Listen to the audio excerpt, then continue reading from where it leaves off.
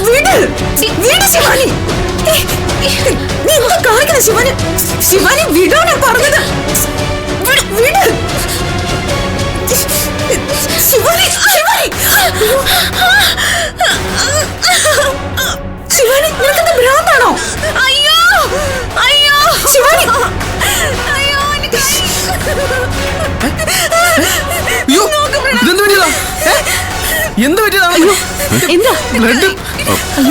എങ്ങനെയാ കൈ മുറിഞ്ഞത്?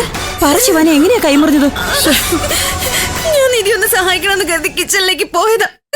ഇറങ്ങി പോടി, അല്ലെങ്കിൽ ഞാൻ അതിന് വെട്ടുമെന്ന് പറഞ്ഞ് നിധി കത്തിയെടുത്തിന്റെ കൈ മുറിച്ച്.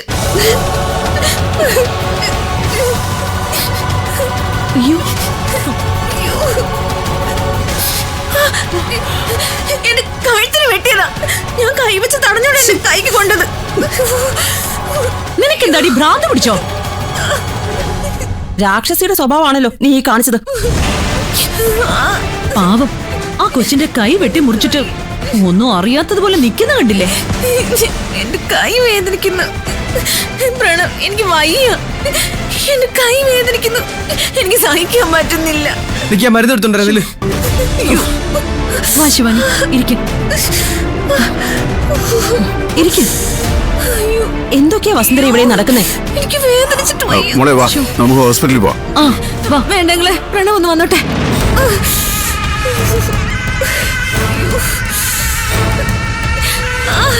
എന്റെ കൈ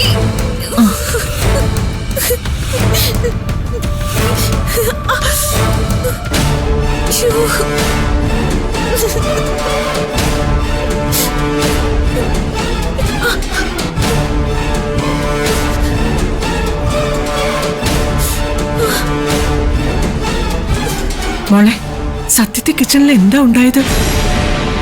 ഞാനൊന്നും ചെയ്തില്ലമ്മേ. അയ്യോ പഞ്ചപാവം, കത്തിയെടുത്ത് മറ്റൊരാളെ വെട്ടാനും മാത്രം വൃത്തികെട്ട മനസ്സാണോടി നിന്റേത്? ശിവാനി തന്നെ പറഞ്ഞത് കേട്ടില്ലേ, കഴുത്തിന് വെട്ടാൻ നോക്കിയതാണെന്ന്. നിധി, അതെന്താ നടന്നത്? ഞാൻ പച്ചക്കറി അരിഞ്ഞോണ്ട് നിന്നപ്പോ ശിവാനി അവിടേക്ക് വന്നു. എന്തൊക്കെയോ മിണ്ടിയും പറഞ്ഞു നിന്നു.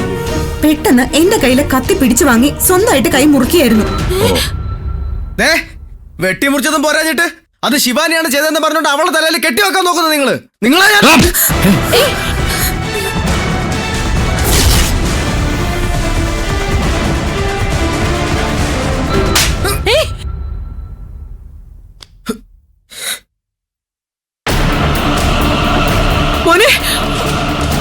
നിന്റെ ഏട്ടത്തിന്റെ നേരെ കൈ ഒങ്ങുന്നോടാ നീ? ഒരു കൊലപാതകയുടെ മനസ്സാ നിങ്ങളുടെ ഭാര്യയ്ക്ക്. ഇവര് ചെയ്തതിനൊന്നും കുഴപ്പമില്ല, ഞാൻ ചോദിച്ചതിന്റെ പ്രശ്നമല്ലേ? നിങ്ങൾ